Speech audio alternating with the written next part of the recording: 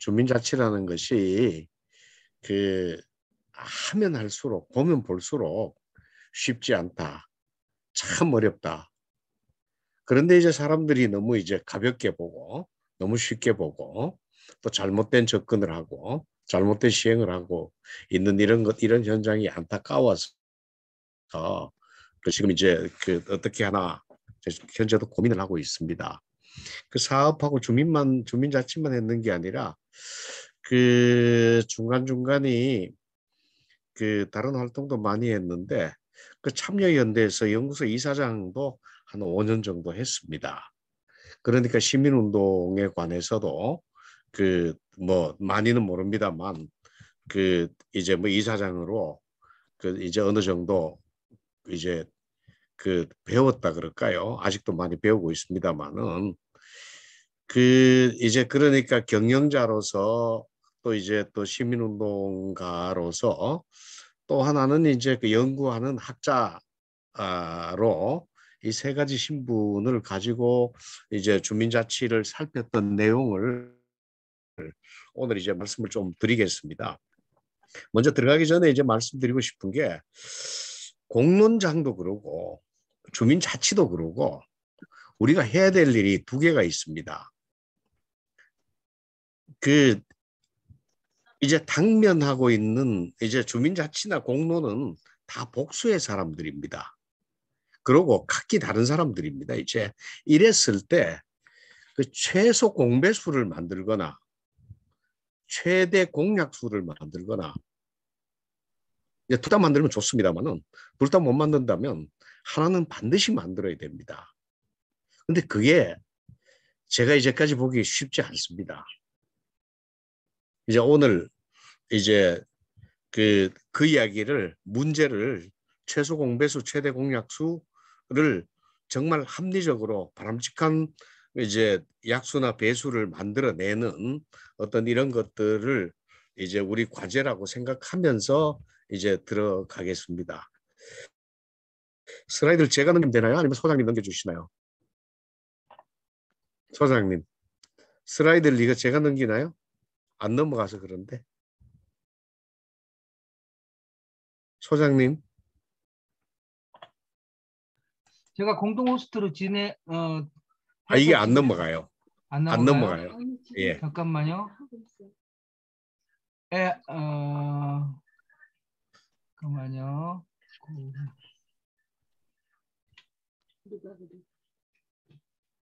제가 넘겨드릴게요. 네. 네.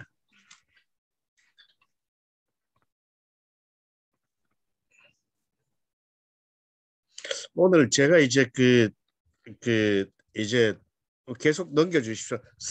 아니, 예. 예, 됐습니다. 네. 이게 이제 폰트가 깨져서 그런데 그냥 제가 말씀드리겠습니다. 주민자치에 관한 오해, 그 지금 사람들이 잘못 알고 있는 부분이 워낙 많아서 이 슬라이드를 만들었는데 옛날에 안희정 지사가 그 주민자치를 좀 설명을 해달라고 그래서 그때 이제 안희정 지사한테 설명한다고 만든 겁니다.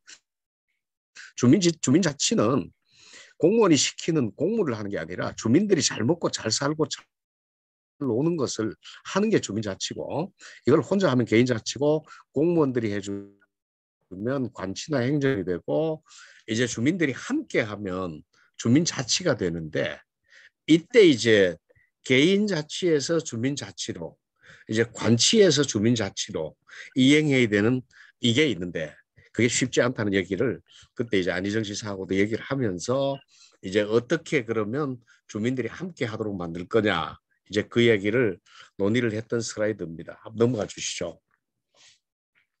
예. 그렇게 하면 우리가 이제 주민자치를 해야 될 한국의 마을은 어떤가 이제 한 번만 간략하게 살펴보고 좀 스피디하게 넘어가겠습니다. 네. 한국의 사회 현상을 살펴보면 서구 300년 발전을 일본이 100년 만에 따라잡았다면 한국은 30년 만에 했습니다. 그러니까 한국은 양적으로 성장은 압축을 할 수 있어 가지고 성공을 했습니다.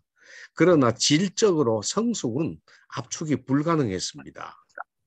이제 그래서 우리가 이제 성장을 하는 동안에 이제 선착순이라고 대표되는 아주 일사불란한 사회로 이제 작동이 됐고요. 이 벌거벗은 경쟁했고 그러다 보니까 영혼 없는 엘리트가 많이 나왔다고 보는 게 여러 학자들의 의견입니다. 위험 사회에 넘어가지고 이제 잔인 사회까지 갔다. 이거는 압축 성장이 이제 압축 성숙을 결여한 압축 성장이 이제 우리한테 복수를 하는 거라고 보는 거죠. 이제 그래서 그다음 슬라이드 봐주시죠. 예. 아유 이거 많이 불편한. 예. 그 이때 이제 우리가 했던 게 이제 압축 성장을 하면서 했던 게 경제개발을 선택하고 중화공업에 집중해서 하다 보니까 지역 사회는 그 이제 모든 선택에서 제외가 돼 버렸습니다. 그러다 보니까 지역 사회를 헐어 가지고 이제 중화공업 발전을 했고요. 이때 이촌 향도 현상이 나오게 됩니다. 그다음 넘어가 주시죠. 예, 이제 이게 이제 이 표가 옆에 오른쪽에 보시면 경북 의성이라고 돼 있는 게 제 고향인데요. 60년대 19만이 2019년에 5만 2천 됐고요. 서울은 60년대 200만이 이제 2019년에 960만 됐습니다. 이 이야기는 시골은 무너져서 없어져 버렸고요. 도시는 인구가 모였는데 옛날에 시골이 지역사회에서 축적했던 문화는 전혀 다 없어지고 그냥 사람만 모여 살고 있는 겁니다. 여기에 뭔가 국가가 가일수를 했었어야 됩니다. 이제 문화적으로 공동체가 될 수 있도록 해야 되는데 그거를 전혀 하지 않아서 이제 사회 내파 현상이 나오고 있다고 보고요. 그다음 슬라이드 봐주시죠. 이게 이제 얼마나 정부 정책이 엉터리인가라는 거를 제가 이제 했는데 이게 압구정동 현대아파트 통반 실태입니다. 71동이 140세대가 있는데 1반은 1층부터 7층이고요. 2반은 7층부터 14층입니다. 이 반이 지역 주민들 간의 수평적인 관계가 사회적으로 형성될 수 있는 토양이냐 그러면 전혀 그러지 않습니다. 실질적으로 이 아파트가 지어진 게 77년인데 77년 이래로 지금부터 1층 7층이 우리가 일반이니까 같이 모입시다고 모인 적이 단 한 번도 없습니다.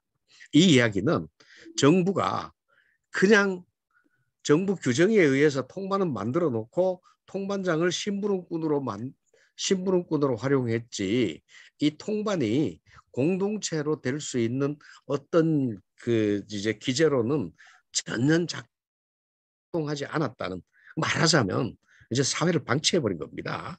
이제 그렇다고 보니 그다음 봐주시죠. 이제 한국의 주거하고 사회를 보면 이제 63.1%가 이제 아파트 연립 공동주택입니다. 근데 이 공동주택 아파트는 이게 어떤 분이 이렇게 했습니다. 공적 냉소와 사적 정열이 지배하는 사회. 그러니까 제가 실제 압구정동 현대아파트 보면 본인은 현대아파트 산다는 사적 정열은 자부심 대단합니다. 그러지만 아파트 단지 전체에 관해서는 아주 냉소적입니다. 자, 이제 그러다 보니까 이게 왜 그러냐 봤더니만 아파트가 전적으로 건설회사 비용으로 공급됐어요. 공공시설까지도 건설회사 비용이고 입주자 부담입니다. 그 정부는 돈 된 게 없습니다. 조경도, 뭐 유치원도, 뭐 노인정도, 국민학교 터도 뭐 이런 것들 다 됐습니다. 이제 전기 뭐 다 그렇습니다. 자, 이러니 공공성이 아주 절약을 하다 보니까 공공성이 빈약하게 됐고 사회성도 아주 빈약하게 설계가 됐습니다. 그러다 보니까 이런 구조 하에서 주민들은 이웃을 타자화했고 주거를 은신처화했습니다. 근데 이게 아주 폐쇄적이 됐는데 이것을 우리가 이기적이라고 나무랄 수 있느냐는 거예요.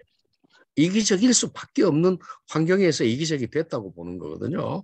그래서 저는 이게 압축 성장의 아주 처절한 복수라고 보고 여기에 대해서 뭔가 이제는 생각을 해야 될 때가 됐다고 봅니다. 넘어가 주시죠. 그다음 하나 더 넘어가 주시죠. 네, 그래서 제가 이제 주민자치를 하면서 그 주민자치를 연구하거나 현장에서 보면서 느꼈던 것 중에 하나가 이런 겁니다. 주민들이 내가 살고 있는 구역을 내 마을로 승인하느냐는 문제예요. 이거 승인하지 않으면 공동체고 주민자치가 안 됩니다. 지역 주민들이 내 이웃에 살고 있는 주민들을 이웃이라고 생각을 하느냐는 거예요. 그다음 마을 일을 내 일로 생각하는 겁니다. 이걸 승인하지 않으면 주민자치가 전혀 이루어지지 않습니다. 이것만 되면 주민자치가 충분히 이루어집니다. 그런데 정부가 지금까지 했는 주민자치 정책에서 이게 이루어질도록 배려를 했느냐? 아마 제가 보기에는 주민들이 내가 살고 있는 지역을 내 마을로 생각할까 봐 겁났을 겁니다. 주민들끼리 이웃으로 생각해서 끈끈하게 수평적인 연대가 돈독하게 되는 것을 도로 겁을 냈을 겁니다. 주민들이 마을 일을 내 일로 생각하면 아주 겁이 났을 겁니다. 제가 보기에는 이 세 가지를 국가가 나서 갖고 방해를 했다고 저는 단언을 합니다. 뭐 이런 현상들이 뭐 동네에서 한두 가지 있지 않습니다. 뭘 하면 뭐 하나 한 분이 좀 나서서 하려 그러면 동장에 가서 아유 회장님 다음에 뭐 구의원 나오시려고 그래요? 위원 나오시려고 그래요? 몇 마디만 속 뒤집어 놓으면 그분은 돈이 되냐 뭐 이게 그 저기 벼슬이 되냐 나 안 해 그러고 주저앉아 버리십니다. 이렇게 공적 영역을 이제 이렇게 생각할 수 있는 자치의 공동체의 토양을 가만두는 게 아니고 오히려 이제 파괴를 했다 그렇게 보고요. 그다음 넘어가 주시죠. 그다음 이제 그 주민자치가 되려 그러면 주민들 이게 여기서 이제 주민들한테 자치회를 만들고 운영할 수 있는 권리를 줘야 됩니다. 주민권입니다.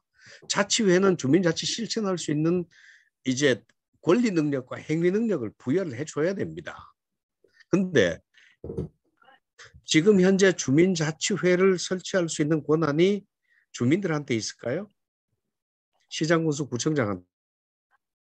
그럼 시장군수 구청장은 이 권리를 가지고 주민들한테 다시 내려주면 좋은데 지금은 시민운동가한테 줬습니다.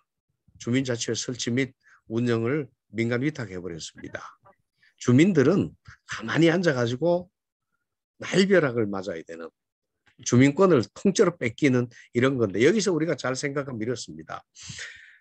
국가가 시장 군수 구청장한테만 분권을 하고 주민들한테 전혀 분권을 하지 않으면 이게 중세 봉건 시대로 돌아가는 겁니다. 군수는 영주가 되는 겁니다. 그 주민들은 농노가 될 수밖에 없습니다. 그 대신 분권이 주민들한테 되면 주민들에 의해서 시장 시군구가 움직여지면서 민주화가 되는 거죠. 여기에 관해서 분권의 문제를 좀 생각해 보시는 게 좋겠다 싶어서 말씀을 드렸고요. 그 다음 한번 봐주시죠. 이제 그렇게 되면 분권이 이루어지면 이 주민들은 진짜 주민들을 마을화 시켜야 됩니다. 주민들이 마을이라는 공동체에 눈을 뜨게 해야 되고요. 이 마을이 주민들을 위하는 어떤 이 선순환 구조를 가야 됩니다. 그러니까 주민을 인격자로 만들고 마을을 공동체로 만드는 뭔가 이런 어떤 게 있어야 되는데 이게 있느냐는 거예요. 이제 이걸 해야 되는데 그렇게 하려고 그러면 넘어가 주시죠. 이렇습니다. 지금 현재 우리는 이제 시도지사, 시도의회 선거하고 시군구도 선거하고 하는데 읍면동은 공무원들이 맡고 있습니다. 통리 중에서 리는 일부가 이제 선거를 합니다만은 통장은 아직도 구청장이 임명을 해버립니다. 자, 그러면 주민들한테 가장 가까운 읍면동이나 그냥 완전히 관료 독재로 행정이 전적으로 지배하고 있어서 어떻게 보면 주민과 시군구 사이에 이 사람들이 이제 그 걸림돌이 된다 그럴까. 이제 이렇게 사이를 벌려놓고 있습니다. 이 문제를 우리가 해결하지 않으면 안 됩니다. 주민자치는 결국은 읍면동을 어떻게 할 건가, 통리를 어떻게 할 건가라는 이런 문제로 귀결이 된다는 말씀을 좀 드리고 싶고요. 그래서 읍면동에 있는 주민들이 관계를 가질 때 읍면동에 무슨 일이 있으면 주민들이 민주적으로 공론을 만들 수도 있고 의사결정을 할 수도 있고 의사결정할 때 이기적으로 할 수 있습니다. 이타적으로도 할 수 있습니다. 이제 이래서 읍면동이나 통리를 어떻게 할 거냐는 이 문제를 이제 오늘 이제 조금 계속 말씀을 드려가겠습니다. 그다음 봐주시죠. 이제 이러면 이제 제가 제일 기분 나빴던 게 2000년대 초반에 2001년인가요? 프레스센터에서 이제 그 주민자치 실제로 토론회를 하는데 그때 이제 그 토론회 박원순, 장원, 최열 뭐 그 이제 이런 양반들이 쫙 와서 나중에 토론회 한대 하면서 하는 얘기가 이제 학자들이 그랬습니다. 한국에는 주민자치가 없었다. 저 그 얘기 듣고 무지하게 기분 나빴습니다. 일본에는 주민자치가 있었는데 한국에 없었다. 이거 말이 안 된다. 우리 조상들이 일본보다 못했을 리가 없다. 영국에 있는데 우리가 있을 리가 없을 리가 있느냐. 그래서 이제 제가 그 찾아보니까 그 율곡의 경연일기에서부터 이제 그 향락을 공부하기 시작했습니다. 한번 곧 우리나라 주민자치 한번 설명드리겠습니다. 자, 여기서 이거 많이 여시향락 이거 많이 보셨던 거 덕업상공, 과실상교, 예속상교 이거 뭐 시험 매번 보셨던 건데 이게 이제 향락의 기본 정신인데 이 향락을 그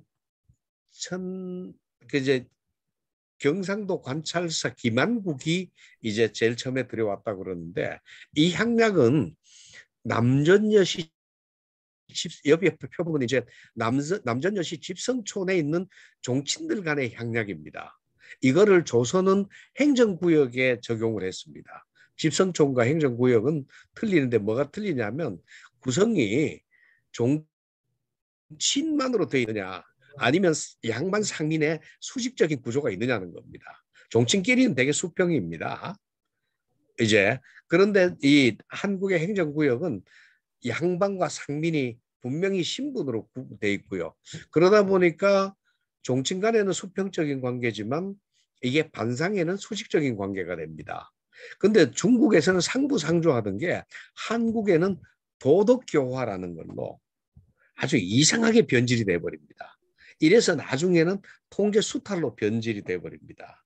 그 향락을 이제 들여올 때 저는 김종직의 이제 살인파가 이게 나는 뭐 그때 선비들의 뭐 이 사회적인 지식 수준이 뭐 지금 같이 높을 리는 없었기 이때 그분들이 간과했던 이 부분이 조선을 아주 애먹게 만들었습니다. 뒤에 넘어가 보겠습니다.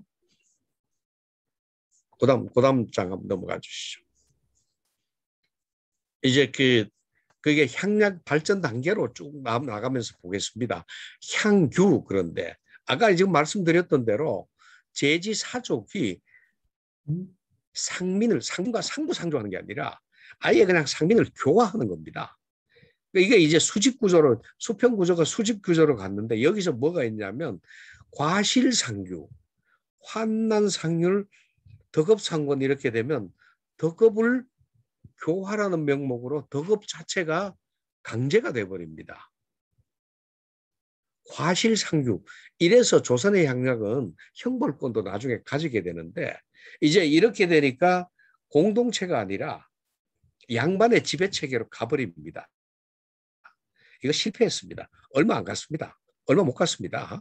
임진왜란 생기고 난 뒤에 거의 뭐 금방 없어져 버렸습니다. 그다음 한번 봐주시죠. 이게 구조적으로 잘못됐다는 얘기고요.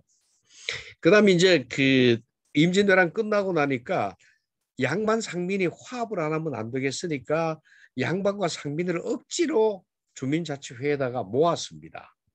아까는 주민자치회 임원은 회장부터 임원은 전부 다 양반들이 했고 여기도 이제 이렇게 모았는데 임원은 양반들은 자기는 이제 그 주도권을 가지겠다.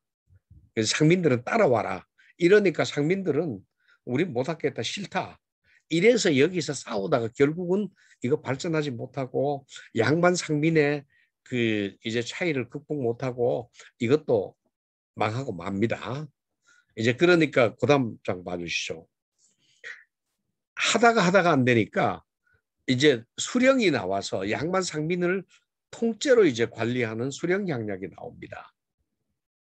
근데 이때 수령향락도 이제 수령이 직접 하니까 수령이 똑똑하면 성공하는데 뭐 똑똑하지 않으면 반드시 실패합니다. 근데 이때 수령이 향락을 하면서 얼마나 이 민폐가 심했냐면 다산 정약용 선생은 향락의 폐는 도적보다도 심하다고 아주 대놓고 그 여의당 전서에서 혹평을 합니다. 이제 그 정도로 정부에서 만든 법에 의한 지배에 법 지배를 벗어나 있는 도덕 지배나 이제 다른 어떤 사적 지배를 향락으로 더했다는 겁니다. 그러니까 향락이 이제 주민들 간에 어떤 그 이제 그 수평적으로 협동하는 공동체 만드는 게 아니라 수령들이 지배하는 도구로 전락했다는 겁니다. 그 지금 현재도 이렇습니다. 단체장들이 주도하면 수령 향락이 돼요. 시민운동가가 주도하면 양반 향락이 돼요. 둘 다 조선 때 처절하게 망했는데 지금 그대로 하고 있습니다. 나중에 분석 또 들어가겠습니다. 그래서 이제 그래도 조선에 희망이 있었던 게 수령도 빠지고 양반도 빠진 상태에서 상민들끼리만 했던 게 촌계라는 조직이 있습니다. 이거는 발전했습니다. 여기서 두뇌가 나옵니다. 이제. 여기서 무슨 개가 나오고 무슨 개가 나오고 모든 개가 다 나옵니다. 이게 이제 수민들끼리만 하니까 이게 이제 수평적으로 사회적 어떤 자본이 여기서 형성돼서 사회적인 제도로 발달이 됐던 겁니다. 자, 우리가 여기서 이제 그 조선에서 느낄 수 있는 거는 자관 관료가 끼면 주민자치는 망한다. 양반이 끼어도 망한다. 주민자치는 주민들끼리 해야 된다. 이제 이런 이제 교훈을 한번 세게 보고 갔으면 좋겠고요. 그다음 이제 세게 그다음 보시면 여기 이제 평가해놨습니다. 양반이 주도했는 거, 양반 상민 관계했던 거, 수령 향락 이거 셋 다 망했다는 얘기고요. 주민들끼리만 했는 거는 성공했다는 겁니다. 예, 넘어가 주시죠. 그래서 이제 이제 여기 다시 정리해놨습니다. 왜냐하면 이 원칙을 우리가 어긋나면 지금도 망합니다. 예, 넘어가 주시죠. 그래서 이제 그다음 보시면 이제 이걸 조선 분석을 했는데 이것도 뭐 참고로 한번 보십시오.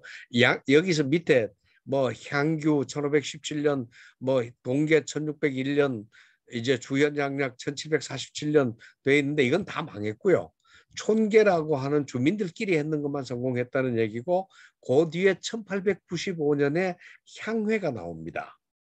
요게 이제 우리나라의 주민자치의 완성판입니다. 한번 넘어가 주시죠. 그 뒤에 한번 봐주시죠.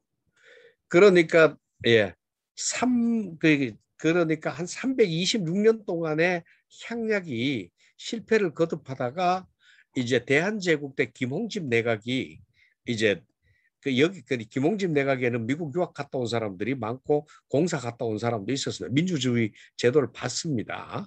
이 사람들이 만든 게 이제 향회 조교라는 건데 리에는 소향회를 두는데 리에는 매 호별 1인이 회원이 되고 매호 대표가 회장을 선거하는 겁니다. 지금도 우리 통장, 리장 선거 못하게 합니다. 리장만 뭐 조그만 하니까 선거하는데 통장 선거 아직도 주민들이 못하게 합니다. 근데 대한제국 때는 벌써 했습니다. 중향회, 이게 면장입니다.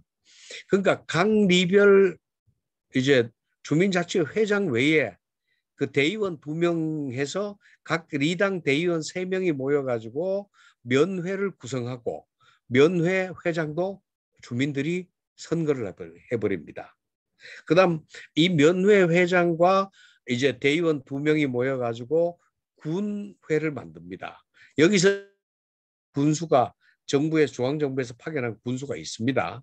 근데 면과 리는 공무원이 없습니다. 완전히 자치했습니다. 이제 군도 이렇게 했는데 여기서 재밌는 게 이제 군의 회가 결정을 하면 군수가 거부권 있습니다. 그러면 거부를 하면 향회가 제의합니다.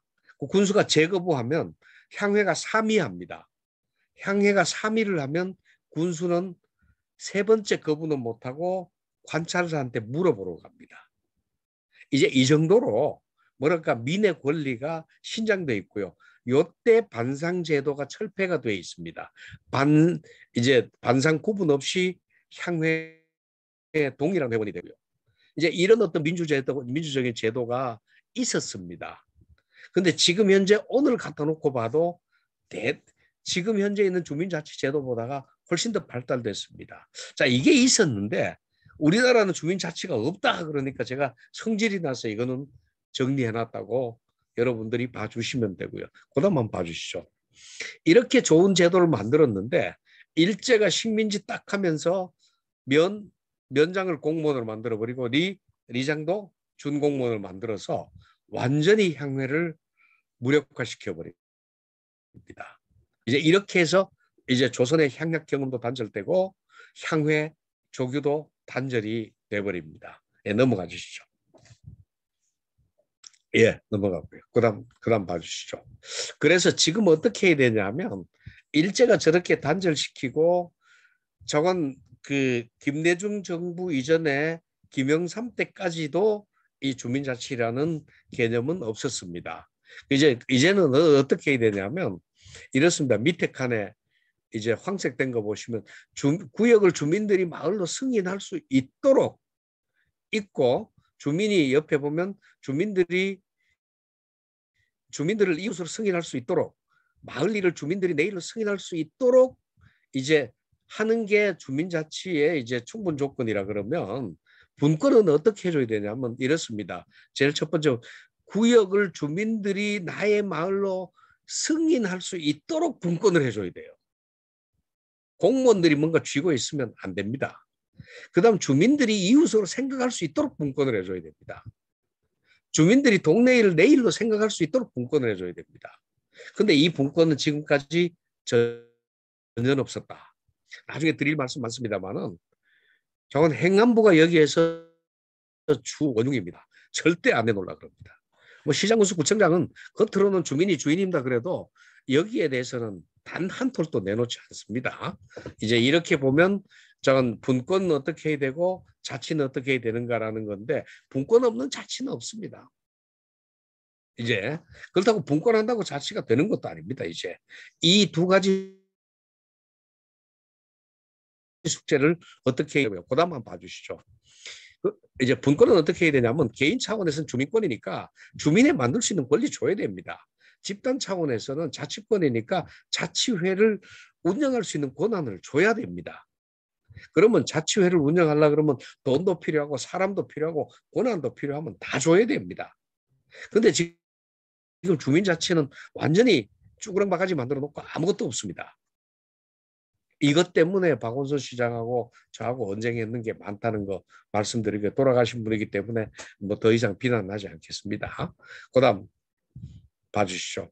그래서 이제 또 할 일이 문제입니다.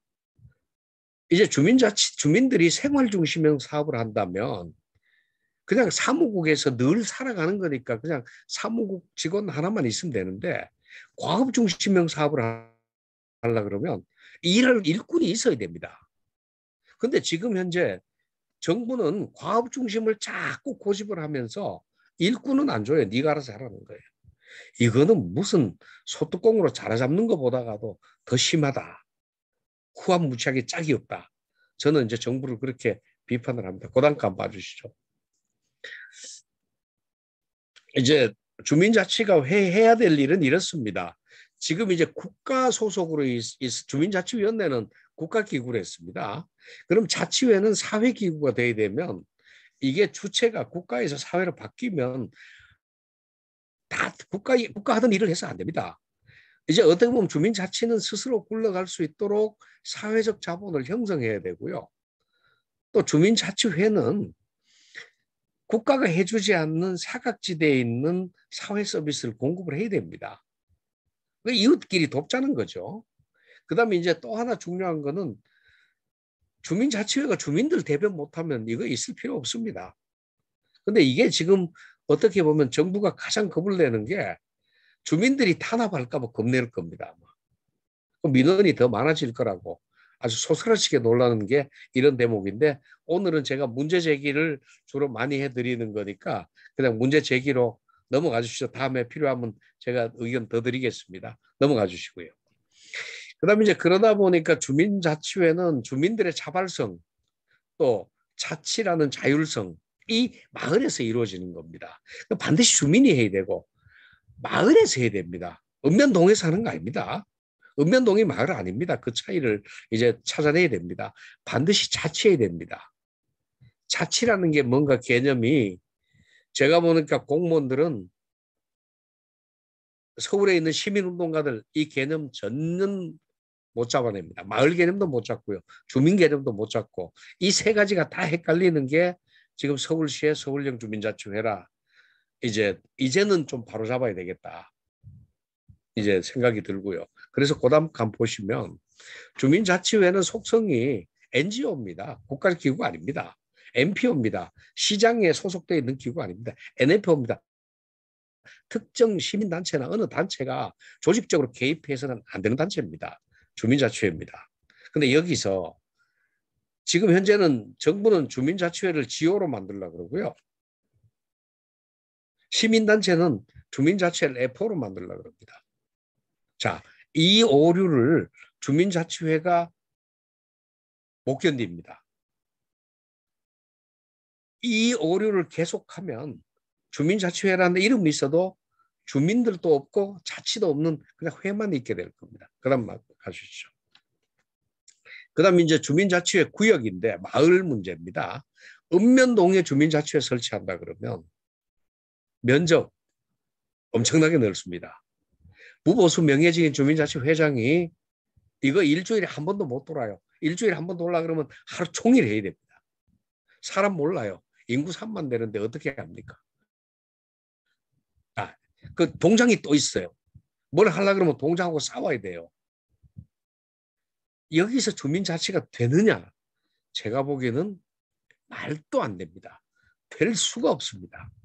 그런데 꾸역꾸역 행안부는 읍면동에다 주민자치회를 만들겠다는 겁니다. 읍면동 단위 규모는 일본은 자치단체예요. 프랑스도 자치단체입니다. 시장 만들어 놓고 꼬민에 장 선거합니다. 꼬민에 의회 있습니다. 꼬민이 조례 제정권도 있고 세금 부과권도 있습니다. 일본도 마찬가지입니다. 시정촌 장을 선거하고 의회 있고 조례 만들 수 있고 자치단체입니다. 그 규모를 주민들이 자치를 한다. 말도 안 되는 거고요. 그 다음 동장이 있는데 또 자치를 한다. 말도 안 되고요. 그래서 이제 다음 두 번째 넘어가 주시죠. 그 다음 한 번 더 넘어가 주십시오. 이제 그럼 넘어가겠습니다. 그래서 이제 전 세계로 살펴보면 이제 그 읍면동이 일제 때는 통치기구를 했습니다. 이건 뭐 주민들 관계 없습니다. 근데 서구에는 스위스, 영국, 프랑스 다 자치단체로 만들어 놨습니다. 그러니까 장도 선거하고 의회 만드는 겁니다. 근데 우리는 아직도 통치기구인 동밖에 없으니까 어떻게 했으면 좋겠느냐? 그러면 이 통치기구를 김대중 대통령이 없애라 그러니까 공무원들이 조직적인 반발을 했다 그럴 정도로 반발이 심했습니다. 그리고 주도하는 데가 행안부니까 김대중 정부 대통령 저는 그 행안부 행자부가 당시 김대중 대통령 아주 제대로 속였다고 생각 들고요. 그래서 주민자치센터 만들었는데 그 엉터리죠. 엉터리입니다. 그러면 읍면동장은 기존의 행정복지센터 센터장이 되고 주민자치회는 주민자치회장이 읍면동의 사회적인 일을 보도록 이렇게 절충안을 만들면 어떨까라는 생각을 했고요. 그 다음 넘어가 주시죠. 그 다음 이제 그래서 살펴보면 읍면동은 규모상 주민자치가 불가능합니다. 그렇지만 통리는 주민자치의 적정한 규모입니다. 그러니까 제가 보기에는 통리는 자치형 주민자치회를 만들고 읍면동은 협치형 주민자치회를 만든다 그러면 제가 보기에는 이 방향이 약간 절충안이지만은 지금 현재 실천 가능하다고 보고요. 그 다음 장 봐주십시오. 그러니까 이렇게 읍면동에 행정복지센터 센터장이 있고요. 읍면동 회장이 있고 통리회장이 있어서 통리는 주민자치를 중심으로 하고 읍면동회는 읍면동 전체가 이미 행정적인 속성을 가지게 되니까 그 행정적인 속성을 처리하는 협치. 어제 행정 권한은 지금 어차피 동장한테밖에 없습니다. 이제 이렇게 설계하면 주민들이 감당을 할 수 있는데 여기서 읍면동해를 무보수 명예직으로 감당하라 그러면 제가 보기에는 읍면동을 감당해 낼 수 있는 사람 지금은 제가 보기에는 이런 추첨으로 뽑아가지고는 제가 보기에는 100년 뒤에도 안 됩니다. 그 다음 봐주시죠. 그 다음 장에 이제 넘어가 주십시오.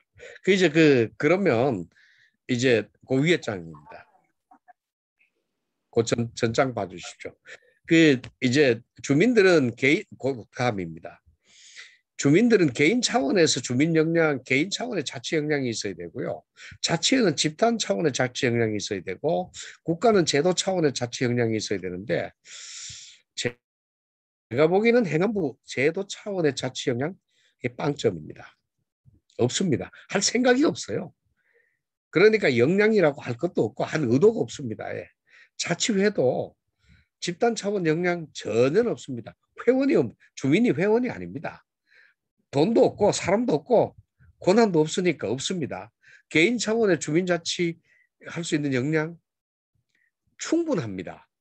근데 이게 동기화되지 못하고 있다고 보는 겁니다. 이렇게 이제 이게 제가 왜 이 말씀 드리냐면요. 저는 이거를 이제 그냥 공부했는 게 아니고 이제 그 서울대 경영전문대학원의 최고 경영자 과정을 가가지고 거기에 조직전공, 인사전공 교수님들하고 이런 것들을 다 제가 술을 사드리면서까지 논의를 다 했습니다. 해서 이제 뭐 경영학 용어는 제가 여기서 논문으로 나중에 쓰면 쓰겠습니다만은 이제 쓰기 고약하니까 이런 정도로 이제 만들어 놨습니다. 근데 참 이런 정도의 통찰이 행안부에서 있었으면 좋겠는데 없고요. 행정학 교수님들이 있었으면 좋겠는데 행정학 교수님 전혀 없고요. 이거 모르면서 내가 하면 된다고 날뛰는 사람들밖에 없습니다. 참 걱정이 돼요. 그다음에 이제 봐주시죠. 그다음에 이제 프렌두시 이제 주민자치회 시범 실시를 했는데 프렌두시 했으면 다시 프렌두시 할 때는 혹독한 평가를 했으면 좋겠는데 행안부 이 평가 안 합니다. 이 시민운동하던 친구들이 거기에 몇십 명 들어가 있는데 이 친구들이 거기 들어가서 공무원들보다 더 변질됐다는 생각이 들 수밖에 없을 정도로 어떻게 보면 행안부에 동화가 돼버렸어요. 그런 의미에서 저기 주민자치형 공공사업단 저거 하나 없애버렸으면 좋겠어요. 기능을 못해요. 돈만 예산만 잡아먹고 잘 생각을 해봐야 된다는 이제 혹독한 평가를 드리려고 이 말씀 드리는 겁니다. 그 다음 봐주시죠. 예, 넘어가 주시죠. 예, 그 다음, 네. 그 주민자치회 성격은 실제 우리가 산업화 민주화 시대 읍면동 통리를 공무원들이 점유하고 있으면서 이거 민주화 전혀 되지 않았습니다. 사각지대입니다. 이 지역을 어떻게 민주화시킬 거냐는 겁니다. 여기 민주화시키려고 그러면 실제 저 동장도 선거해야 됩니다. 동장 선거 안 하고 공무원으로 임명하니까 그게 문제가 되니까 민영배 광주 광산구청장이 주민추천제 만들고 그게 뭐 다시 이제 금천구에 차성수가 또 앉아가지고 또 이제 민간인 개방직으로 만들어갖고 하고 하는 이런 몸부림을 하는데 제가 보기에는 주민들이 선출해버리면 끝납니다. 통장 주민들이 선거해버리면 모든 제도가 다 끝이 납니다. 근데 얼마나 다른 사람들이 반대를 하니까 그 구청장들이 그런 몸부림을 했다라는 이제 말씀을 좀 드리고 싶고요. 이거를 이번에 대선 때는 저는 대선 주자들한테 읍면동이나 통리를 민주화시키는 거 찬성하시겠습니까? 안 하시겠습니까? 라고 언제 한번 협약을 하러 갈 겁니다, 이제. 이거는 제가 보기에는 협약을 해서 뭐 성공된다기보다가 대선 후보들은 이런 내용 정도는 알아야 된다는 생각에 이제 좀 이제 하려고 그럽니다. 그 다음 봐주시죠. 그다음 장으로 넘어가 주십시오. 그다음에 이제 그 주민 이제 여기서부터 하겠습니다. 주민 표준조례 횡포라고 그러는데 행안부가 지금 시범 실시하고 있는 표준조례입니다. 주민자치 표준조례는 주민자치회 설치 및 운영을 민간한테 위탁해 버립니다. 주민자치회 지원 주민이 하는 게 아니라 지원단이에요. 지원관이에요. 주민 설명회, 주민자치회 위원 모집, 자치위원 교육, 주민자치위원회 추첨, 주민자치회 구성, 주민자치 사업 이거를 전부 다 민간 위탁받은 시민단체가 해버립니다. 주민들은 참여도 못합니다. 왜냐하면 위원 몇 사람만 그것도 추첨으로 참여하지 주민들 참여가 원천적으로 봉쇄되어 있습니다. 주민들이 거기 뭐 돈 생기는 것도 아니고 아무것도 아닌데 그렇게 길을 쓰고 들어갈 이유가 없고요. 제가 보기에는 추첨제 통과했는 사람들 보면 순수 주민자치 의도보다는 다른 의도 때문에 오신 분들이 대부분이다. 뭐 저는 이렇게 혹평을 할 수밖에 없는데 추첨이라는 제도 자체가 이렇게 만들어 버렸고요. 이 주관하는 거를 주민들을 얼마나 무시했으면 주민자치회를 만드는 거를 시민단체가 맡아가고 해줘야 돼요. 주민들 안에 얼마든지 이런 경력 있는 사람, 능력 있는 사람 많고 좀 천천히 하더라도 주민들한테 맡겨서 하면 내부에 뭔가 노하우나 능력 이게 지금 이러고 있는 이 표준조례 저는 문재인 정부에 실망한 게 이겁니다. 박원순이 이 저질렀다고 그래서 문재인 정부가 그대로 받아갖고 그대로 확산시키는 거는 저는 이거는 안목이 너무 짧다 이렇게 보고요. 이거 언젠가 역풍 심하게 맞을 수밖에 없는 내용입니다. 그다음 봐주시죠. 이제 이건 서울도 이제 서울시 마을 공동체 종합지원센터, 마을자치지원센터, 동자치지원관 총총 해가지고 이게 포괄적 위탁입니다. 정책까지도 위탁해 버렸습니다. 아주 무심합니다. 그래서 제가 지난번에 얘기했습니다. 시군구 의원들 이 바보다. 당신들이 조례를 이렇게 만들어갖고 통과를 시켜줬으니까 당신들 책임지라고 그랬더니만 저한테 문자 왔는 분이 한 300명 왔어요. 그래서 이분들하고 이제 그 뭐가 잘못됐느냐 그래가지고 이제 계속 얘기를 이제 그 더 진행시켜서 대책까지 만들어 드리려고 그럽니다. 제가 보기에는 민간 위탁하는 거는 없애야 됩니다. 시장군수 구청장이 주민자치회를 시민단체 신탁통치시키는 이런 무모한 거는 우리나라밖에 없을 겁니다. 차베스는 그렇게 했습니다. 이제 저기 그다음 다 봐주시죠. 그다음 이제 이렇습니다. 이제 시민단체가 맡아가서 하는 이유가 지역 주민들한테 주민자치회 홍보하고 주민조직하고 행사하는 게 위탁이 돼 있고요. 주민설명회 위원 모집 주민자치 교육 위탁돼 있고 회의 진행 운영 컨설팅 간사 선임까지 위탁이 돼 있습니다. 이러면 의사보호조약은 우리는 외교권만 뺐었습니다. 이거는 운영권까지 다 행정권까지 다 뺏은 거예요. 외교권만 뺏었는데도 나라가 망해버렸는데 회가 성립이 될까요? 이 기본 원칙을 아무리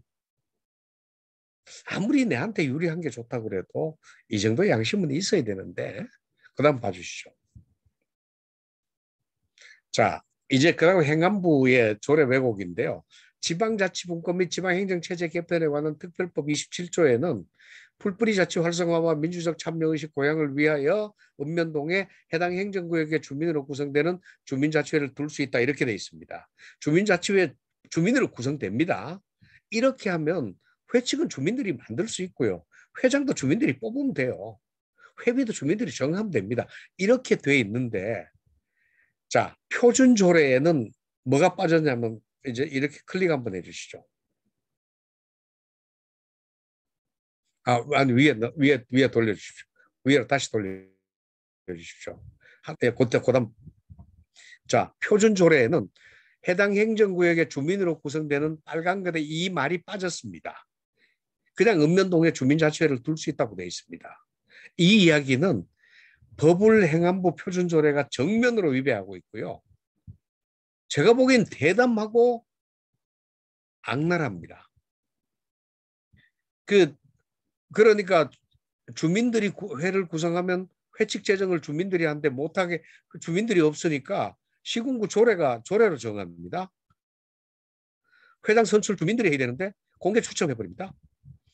자, 재정 회비를 걷어갖고 재정도 할 수 있는데 이거 없으니까 아무것도 못하게 해버립니다. 주민자치회를 완전히 짜부라뜨려갖고 아무것도 안 되게 만들어버린 이 무모한 게 행안부의 표준조례다.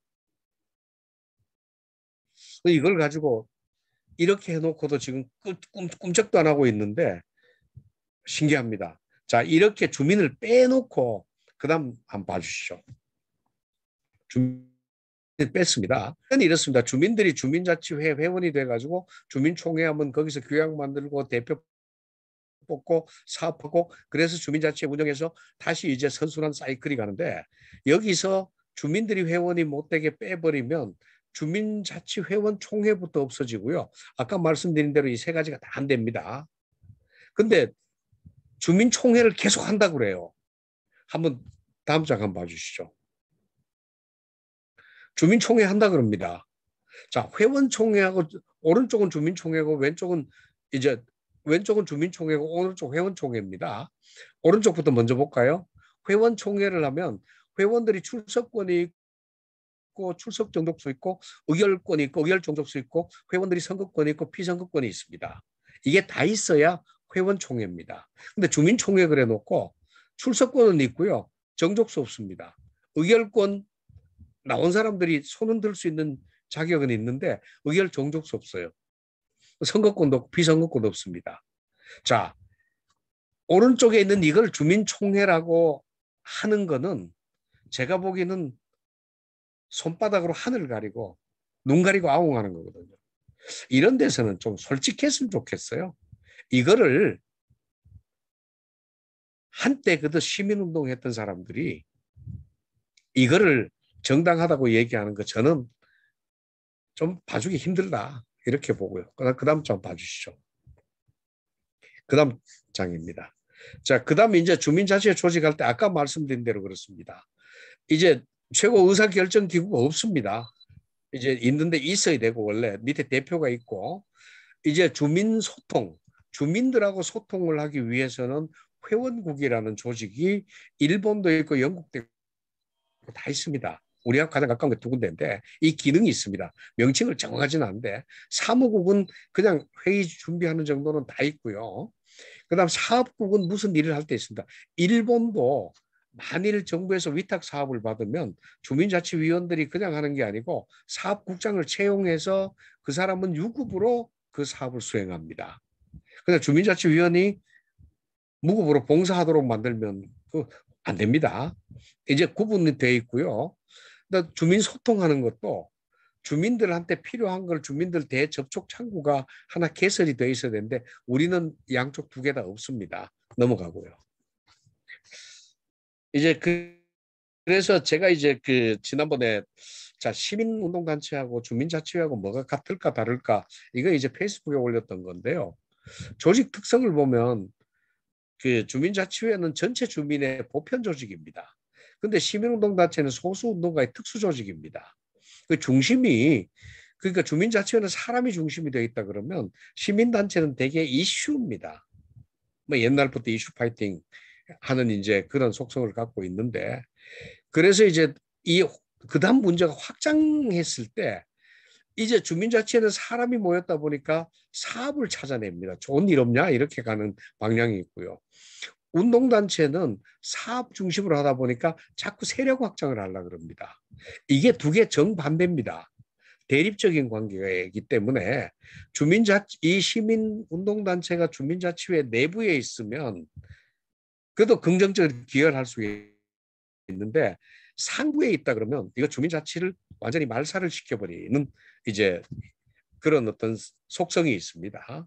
이제 이래서 시민단체와 주민자치회와의 관계는 이거는 이제 내부에서 봉사적 지위에서 보조적 지위에서는 가능하지만은 주도적 지위나 이제 감독자적인 지위는 도저히 불가능하다는 그 얘기를 한번 분석해 드리려고 한 겁니다. 그 다음 한번 봐주시죠. 이거는 이제 그냥 한번 보겠습니다. 그냥 뭐 조례 평가해 보면 이렇더라는 넘어갔고요. 그다음 넘어가겠습니다. 그다음 이제 사업을 이제까지 주민자치회 하는 걸 보면 예전에는 동장이 주민자치위원회를 맡고 있을 때는 행정서비스형 사업을 주민자치위원회에다 강요를 했습니다. 그러니까 봉사활동 하라는 겁니다. 행정과시형 사업이고요. 실적했습니다. 그러니까 지금 이제 주민자치회 가는 거는 시민운동형 사업이에요. 서울형 주민자치, 시범실 주민자치 똑같습니다. 시민단체에서 함직할 만한 일을 주민자치회에다가 하라는 겁니다. 근데 실제 주민자치 사업은 공동체 필요한 사업입니다. 여기서 공동체 필요한 거하고 시민단체 활동하고 두 개 차이가 엄청나게 있는데 이거는 다음에 제가 언제 기회 있으면 하나씩 짚어드리겠습니다. 이 부분도 제가 살펴놨는데 오늘 너무 시간이 오래 가기 때문에 지금 빨리 넘어가겠습니다. 예. 그다음에 이제 그 일본에서 주민자치회 하는 거를 이제 오늘 오셨으니까 뭐 지원관님도 계시고 여러분 계시니까 살펴드리면 일본 주민자치회 역할이 통계 논문입니다. 주민들 간의 소통 친목을 위해서 하는 게 30.8%입니다.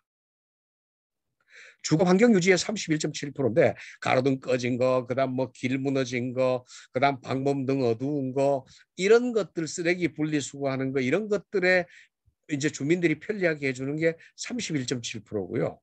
그다음 마을 문제 대응은 누가 와서 뭐 고성방가를 한다는 거다 어디 아무데나 뭐 오줌 누는 놈이 있다 그러면 이런 것들이 이제 대비하는 게 이제 이런 정도입니다. 7%인가요? 그죠? 이렇게 되고 자치단체 협력하는 거는 12.2%입니다. 그다음 이제 자치단체 민원을 주민들이 민원하는 걸 도와주는 게 10%고요. 약 이렇게 되면 12.2%를 제외한 나머지 약 한 88%를 주민들 이제 자치회 주민들하고 관계되는 일을 하는데 지금 주민자치회는 시범실시든 서울형이든 주민들하고 관계되는 일을 하지 않습니다. 근본적으로 주민자치회 설계가 대단히 잘못돼 있다. 이제 이 운영하는 이제 시민단체도 이거 전혀 모르고 있다. 이렇게 말씀 좀 드릴 수밖에 없는 거고요. 그 다음 한번 봐주시죠. 그 다음에 주민자치 관계도를 보면 실제 이렇습니다. 정부는 주민들이 자치를 할 수, 주민자치회로 자치를 할 수 있도록 주민들한테 분권을 해주면 주민들이 주민자치회를 만들어서 할 수 있도록 분권해 주면 됩니다. 먼저 그렇게 해주고요. 그 다음에 이제 또 필요한 거는 주민자치회는 주민들이 자치할 수 있는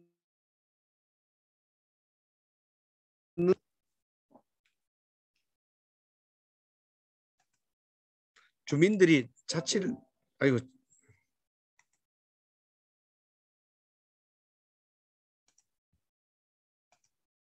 잘 들리시죠? 여보세요? 네, 들려요. 네, 예, 예, 말씀하십시오. 예. 네. 아이 컴퓨터가 잠깐 이상이 있어가지고 이렇게 하면 정부는 주민들한테 분권을 해서 주민자치회를 만들도록 하고 주민들이 자치회를 할 수 있도록 주민자치회에다 분권을 이중 분권에 자치회 분권이 있어야 되는데 여기에 관해서도 정리된 것들을 나중에 말씀을 드리고요. 그 다음 칸 봐주십시오.